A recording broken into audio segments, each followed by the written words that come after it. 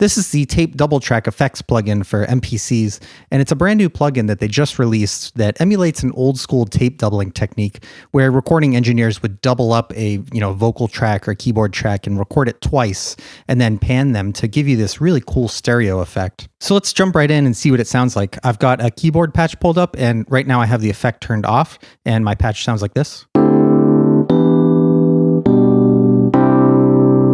And then I'll turn it on.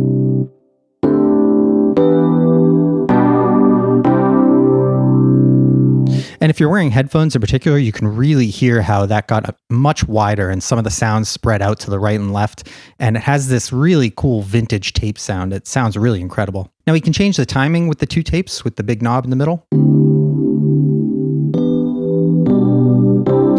as well as the speed of the modulation of the flutter here.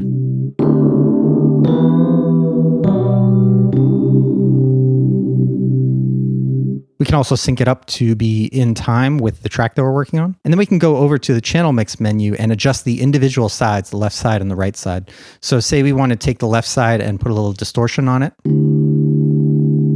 Maybe turn the level down on it too.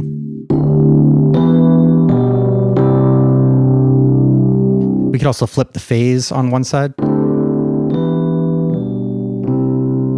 And you can hear that made it sound even wider too. It gave a little bit of that effect where the left and the right side are just out of phase. There's also a bass mono button, which is great, especially for a patch like this where there's a lot of low frequency content.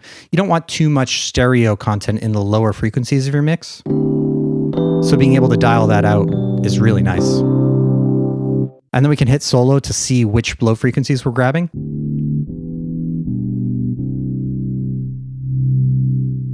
And for this patch, I'll leave that on because there is a good amount of low frequency content in this keyboard patch. But I'm going to go ahead and turn the drive back down, and I'm going to go ahead and pan the left all the way to the left and the right all the way to the right and even out the levels again.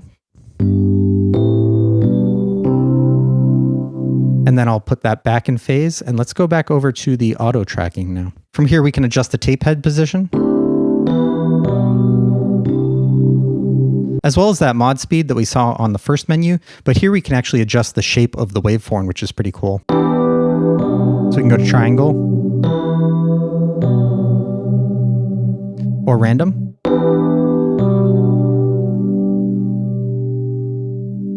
And if we speed it up a bit, it'll be a little more noticeable.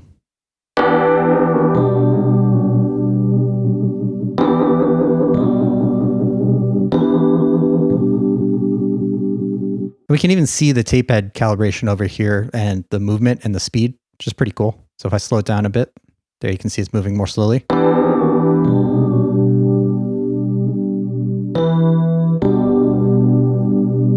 And I notice when you start dialing it back a bit, which is where I think it sounds best, you actually kind of forget what it initially sounded like and you almost don't even hear it anymore. But listen to turning it off and turning it back on, the comparison.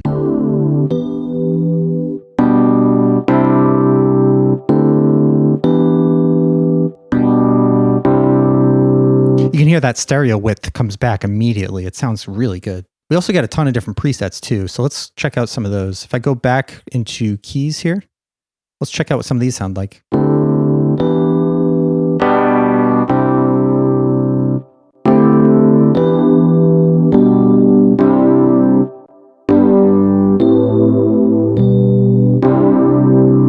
That sounds really nice to me, even though on its own it sounds a bit harsh and a bit distorted sounding, and it's a bit messy. I think in the context of a mix, something like this can be a perfect way to set this track apart from everything else that's going on in the mix. Let's keep scrolling through some presets and see what they sound like.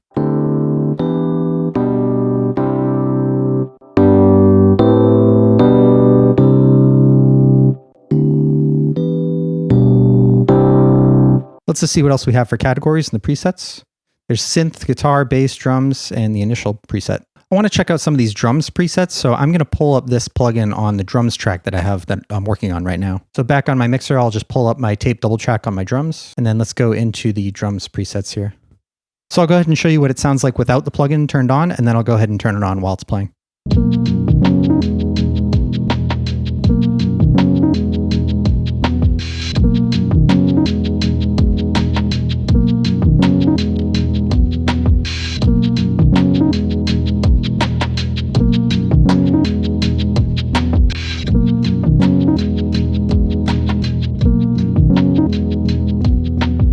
Some of those sounded really good just as they were, and then others were a little bit too distorted sounding, but of course you could just go in and turn down the drive on them. And notice how that bass mono is selected for these drum presets. I think that's pretty intentional. You definitely don't want to have any stereo width with that kick drum. You want that kick to be center and solid. So I think I'll go with the compressed reel. That sounded pretty good.